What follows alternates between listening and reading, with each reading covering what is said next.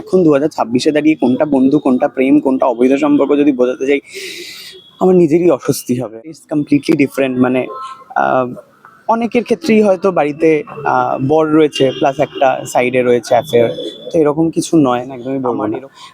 কারণ এটা বেড়েই চলেছে। এবারে একটু স্ক্যান্ডেল খুঁজে বার করার চেষ্টা করে মানুষ, ওটাতেই বেশ মজা পায়। তো সেটাই পাচ্ছে আপাতত, দু এক লাইন কথা লিখে। বৈবাহিক সম্পর্ক নিয়ে কাটাছেঁড়া আছে না কিছু, ও জাস্ট কবে ফিরবে, ও জাস্ট ঠিকঠাকভাবে ফিরে আসুক।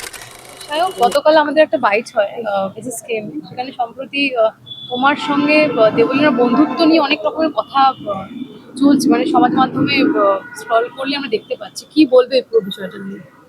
এবারে বন্ধুত্বর মানে যদি আমি ওদেরকে বোঝাতে যাই তো মুশকিল। আমি বুঝিয়েছি, একটা ভিডিও করেছি, সেখানে বলেছি যে বন্ধু জিনিসটা ইজ কমপ্লিটলি ডিফারেন্ট। মানে অনেকের ক্ষেত্রেই হয়তো বাড়িতে বর রয়েছে প্লাস একটা সাইডে রয়েছে অ্যাফেয়ার, তো এরকম কিছু নয়। আমার এরকম কোনো বাইরে কারোর সাথে কোনো অবৈধ সম্পর্ক যাকে বলে সেরকম কিছু নেই আমার।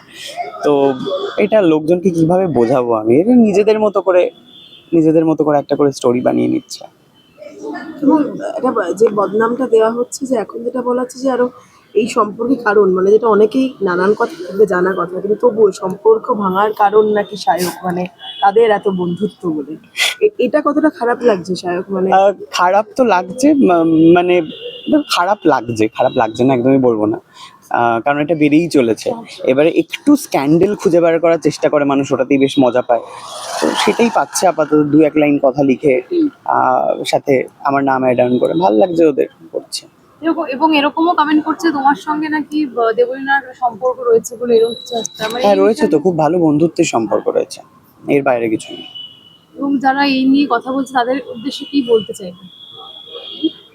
তারা বোধহয় বোঝে না বন্ধুত্ব জিনিসটা। মানে এখন 2026-এ দাঁড়িয়ে কোনটা বন্ধু, কোনটা প্রেম, কোনটা অবৈধ সম্পর্ক যদি বোঝাতে যাই, আমার নিজেরই অস্বস্তি হবে আর কি।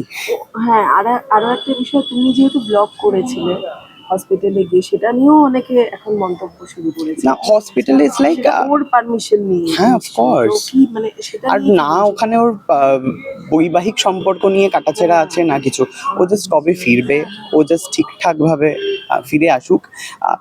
যেই ভুলটা করেছে সেই ভুলটা রিয়েলাইজ করুক। কারণ এই অ্যাটেম্পটা তো মানে পৌরুষের কথা নয় বা আনন্দের কথা নয়। এটা ভুলই, যেটা করেছে সেটা খুব ভুল করেছে। সেটা যাতে, এই বোধটা যাতে ওর মধ্যে আসে আর যাতে ফিউচারে না করে। এবার বোধহয় সাহেবকে কাট করাতে দাঁড়াতে হচ্ছে, মানে দাদার ক্ষেত্রেও তাই বারবার তোমার দাদার ক্ষেত্রে ওটা ওদের খুবই মিউচুয়াল ডিসিশন, আর দুজনেই খুব বোল্ডলি হ্যান্ডেল করেছে বিষয়টা। এরকম কোনো কাদা ছোড়াছুড়ি মানে আমাদের ঘর অবধিও আসেনি। তো সেক্ষেত্রে ওরা দুজনের মতো করে ভালো আছে, দুজনের ডিফারেন্ট জায়গায় দুজনের মতো করে ভালো আছে। এটাই, ভালো থাকাটাই দরকার, এটাই। Thank you.